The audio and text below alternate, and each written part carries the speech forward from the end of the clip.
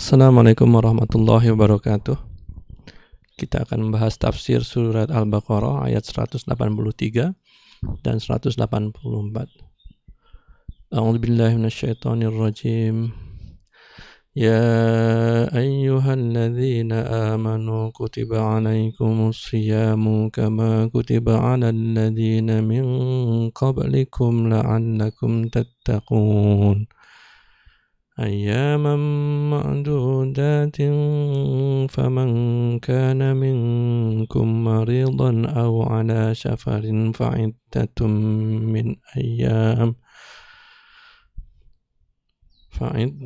من أيام أخر وعلى الذين يطيقونه فدية طعام مسكين فمن تطوع خيرا فهو خير له وأن تصوموا خير لكم إن كنتم تعلمون. Hai orang-orang yang beriman, diwajibkan atas kamu berpuasa sebagaimana diwajibkan atas orang-orang sebelummu agar kamu bertakwa. 183. Yaitu dalam beberapa hari yang tertentu. Maka jika di antara kamu ada yang sakit atau dalam perjalanan,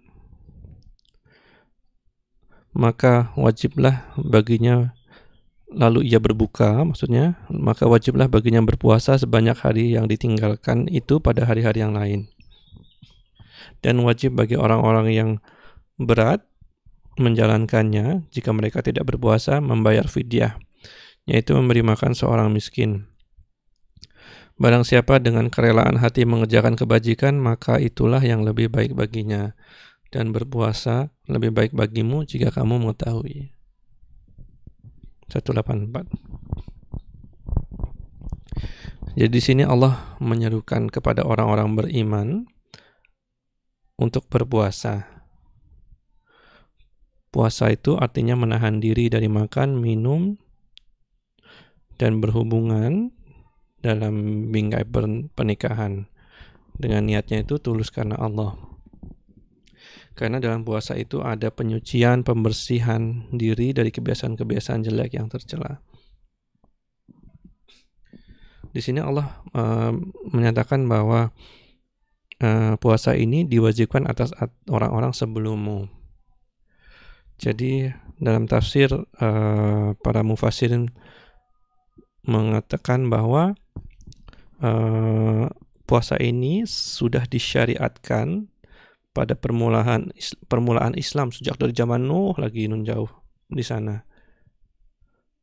Ini adalah pendapat dari Ad-Dahab. Nah, kemudian pendapat lain adalah sebelummu itu artinya ahli kitab, orang-orang yang telah diberi kitab atas mereka. Nah, pada zaman dahulu puasa itu dilakukan 3 hari pada setiap bulan. Hal ini diriwayatkan oleh Muaz, Ibnu Mas'ud dan Ibnu Abbas. Jadi 3 hari setiap bulan. Kemudian dihapus, digantikan dengan 1 bulan penuh di hari Ramadan dalam setahun. Jadi 3 hari setiap bulan mereka berpuasa 36 hari dalam setahun, diganti menjadi 30 hari aja dalam setahun. Nah, kemudian firman Allah, "Faman kana minkum maridan aw ala safarin fa'iddatun min ayyamin ukhra." Barang siapa di antara kamu ada yang sakit atau dalam perjalanan, lalu ia berbuka, maka wajib baginya berpuasa sebanyak hari yang ditinggalkan itu pada hari-hari yang lain. Jadi mereka boleh tidak berpuasa, tapi harus mengqadanya di hari-hari yang lain.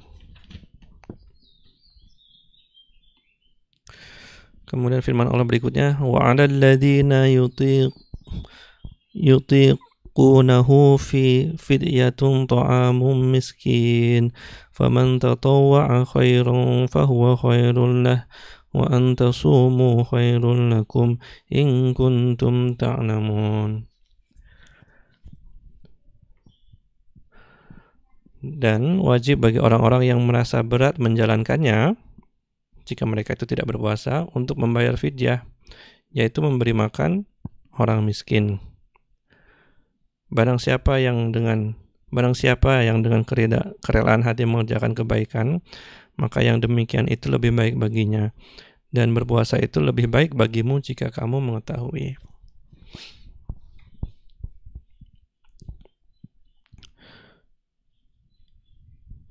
Nah, menurut Ibnu Abbas,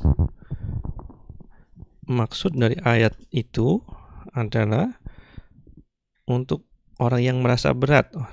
Contohnya orang yang sudah tua, baik lelaki atau perempuan, yang mereka itu dengan alasan kesehatan tidak mampu menjalankan ibadah puasa. Contohnya sahabat Anas bin Malik ini adalah sedikit di antara sahabat yang umurnya panjang sekali sampai di atas 100 tahun. Maka untuk orang-orang seperti ini, dia bisa menggantikan puasa dengan memberi makan kepada orang miskin. Nah, jadi itu yang keringanan yang Allah bagi untuk orang-orang yang berat untuk menjalankannya. Contoh yang tadi sudah diberikan adalah orang tua. Kemudian contoh yang berikutnya adalah wanita hamil dan menyusui.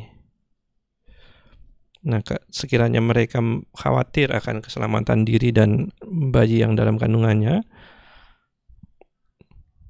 maka dia pun masuk ke dalam ini. Nah, ada dua pendapat ulama tentang wanita hamil dan menyusui ini. Yang pertama adalah mereka membayar fidyah dan mengqadha puasanya. Itu pendapat pertama. Yang kedua, membayar fidyah saja dan tidak perlu mengqadha. Dan ini adalah dua pendapat yang ada di antara ulama. Itu dulu.